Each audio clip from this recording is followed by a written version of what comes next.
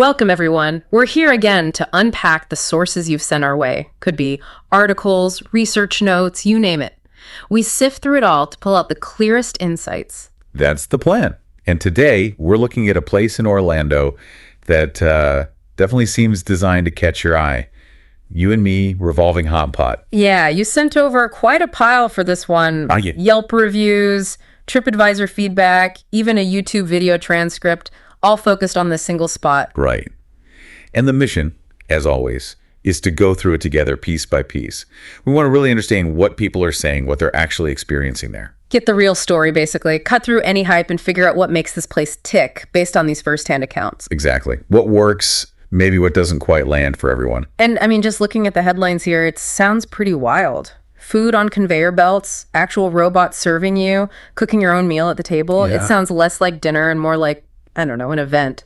It definitely leans into that novelty, that experiential dining thing. And these sources suggest that's a huge part of the appeal for a lot of people. Okay, let's dig in then.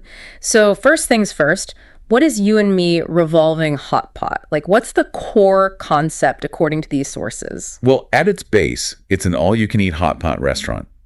But the way they deliver the ingredients, that's where it gets different. Different how? Okay, so you've got your standard hot pot set up at the table, right? A pot of broth simmering on an induction burner. You cook your food in it. Right, the usual hot pot idea. But the big twist, the thing everyone talks about, is the revolving conveyor belt. Ah, the belt. Yes, that pops up constantly. It really does. It snakes around the tables, carrying all these little plates. Yeah. You've got veggies, different kinds of noodles, dumplings, mushrooms, tofu, corn, bean sprouts. Basically, tons of side dishes. And you just grab them as they go by. Exactly. You see something you like, you take it. Reviewers seem to really like this part. They mentioned the small portions mean you can try lots of different things. Without committing to a huge plate of something you might not finish. Right. And it cuts down on waste, too, which people appreciate. It's like variety on demand, constantly rolling past you. Huh, interesting. Makes picking ingredients part of the fun, I guess. Yeah. But the sources mentioned buffets, too. It's not just the belt. No, it's more of a hybrid system. The belt handles a lot of the greens and, those smaller add-ins.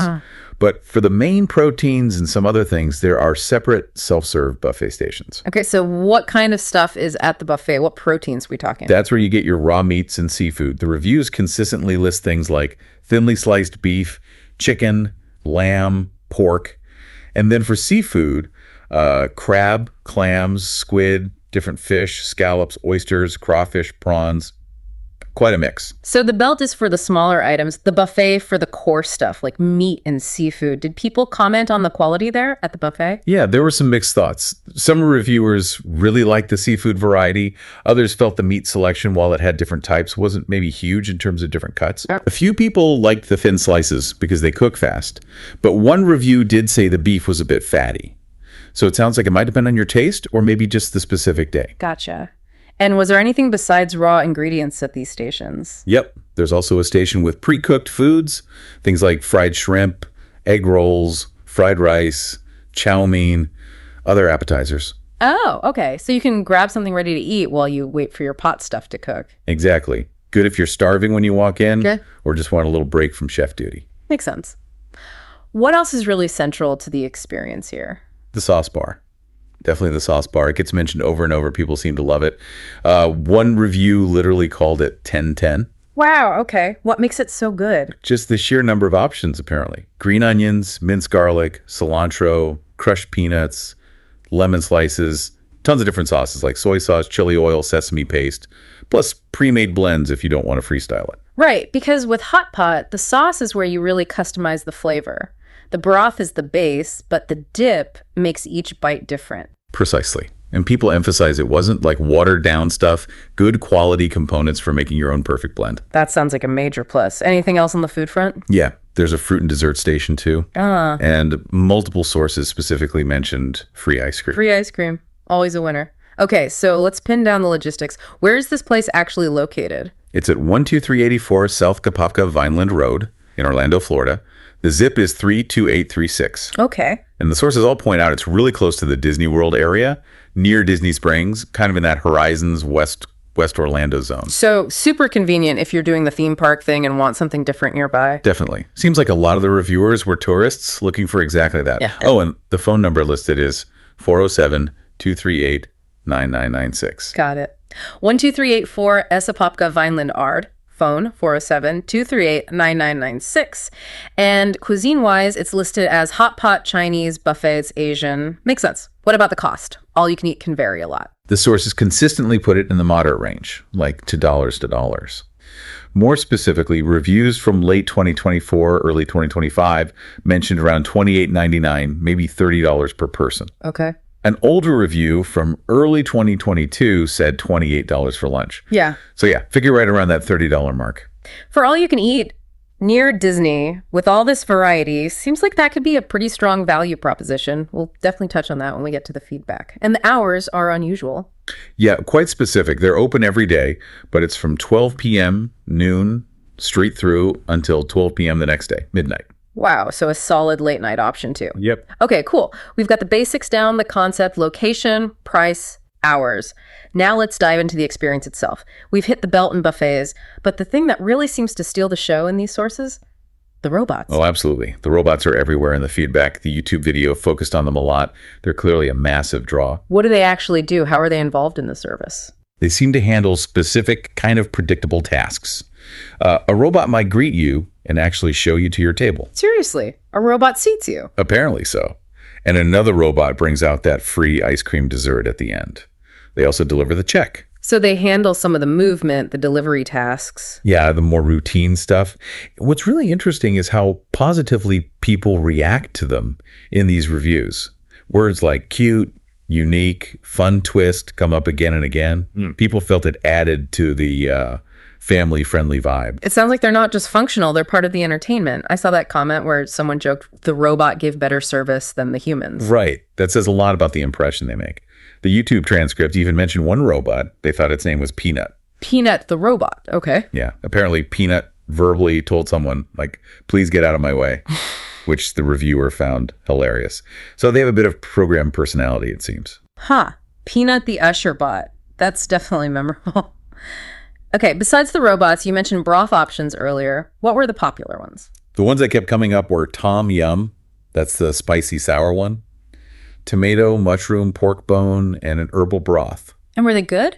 Generally, yeah. People said they were tasty, flavorful, and they get richer as you cook things in them, you know. Right, absorbing all the flavors. One specific note, though, someone said the spicy broth wasn't really that spicy. So something to keep in mind if you like serious heat. Good tip for the chili heads.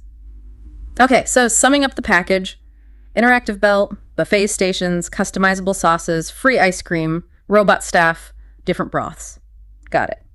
Now let's pivot to the feedback. What did people really love about U&Me, according to these sources? Well, a big theme was food quality and freshness, especially the stuff on the conveyor belt. Lots of positive comments about how fresh the vegetables seemed. Okay, freshness is key. And the broths were generally described as good, tasty, strong flavor. For some, the seafood variety at the buffet was a major highlight too. That tracks with the concept, emphasizing fresh ingredients. What else? Value. That came up a lot. For an all-you-can-eat place so close to Disney, many reviewers felt it was absolutely well worth the price. Yeah, comparing it to park food costs, I bet. Exactly.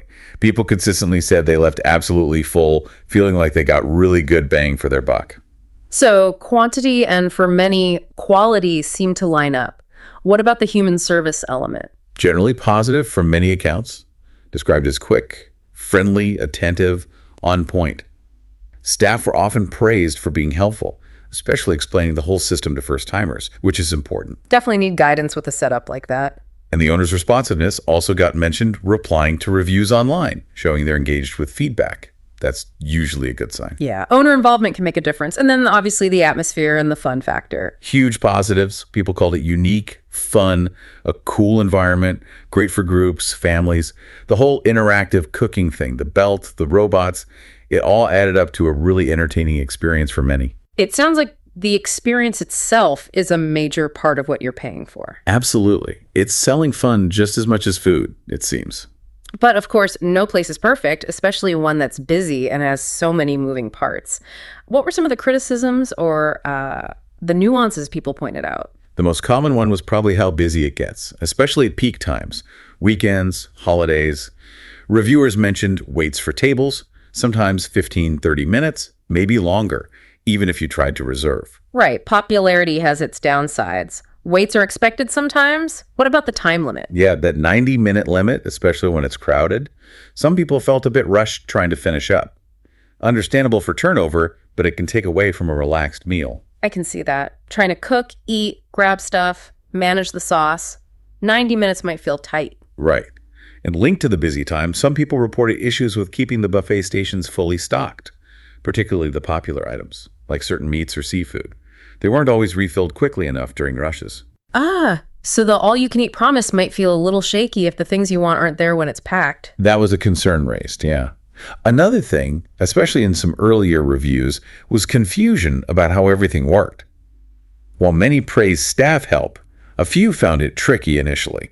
Maybe language barriers, masks making it hard to hear, or just the complexity of belt plus buffet plus sauce plus cooking. It sounds like it needs a good orientation, and maybe that wasn't always consistent, at least early on. Potentially. Yeah. Then there's the actual environment. Beyond the fun stuff, was it good for, like, conversation? Good question. Some reviews said not really. It could be noisy.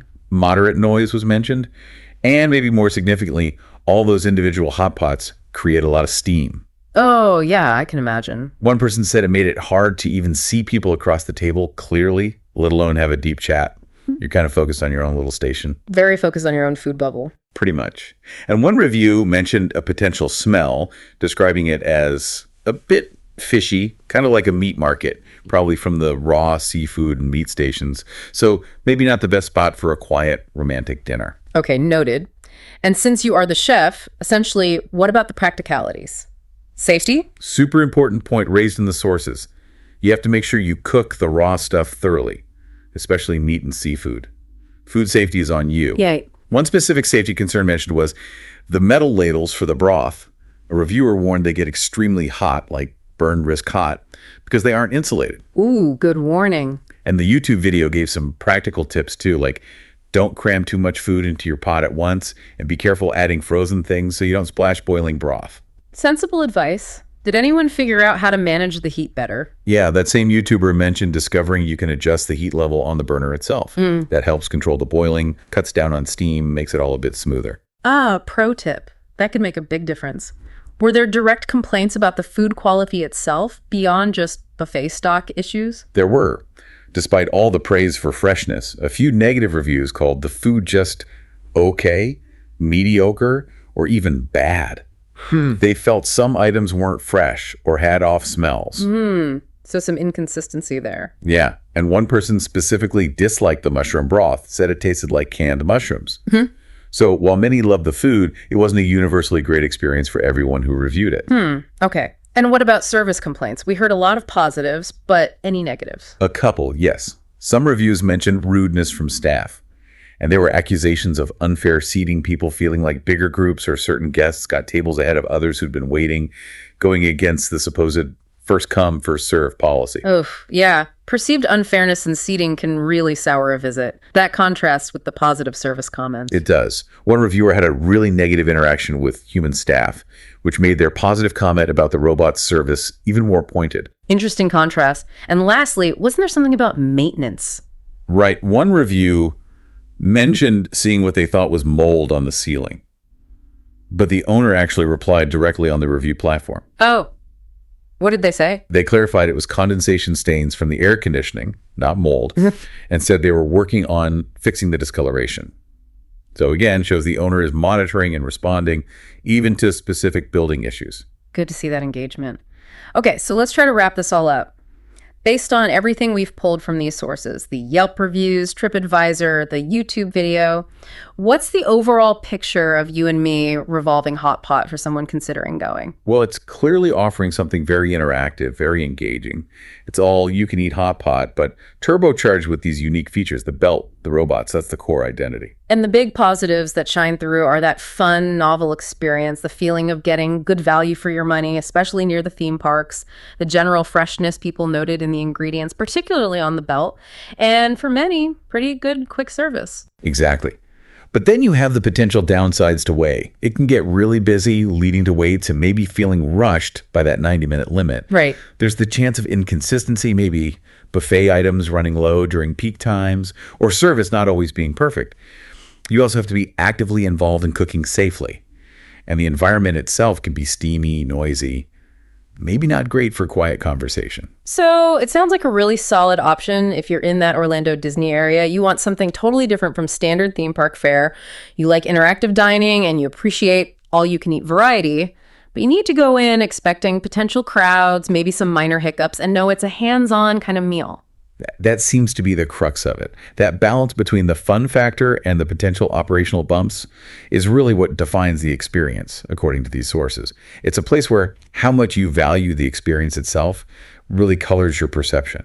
Which brings up a really interesting final thought looking at all this feedback. There's a definite split, isn't there?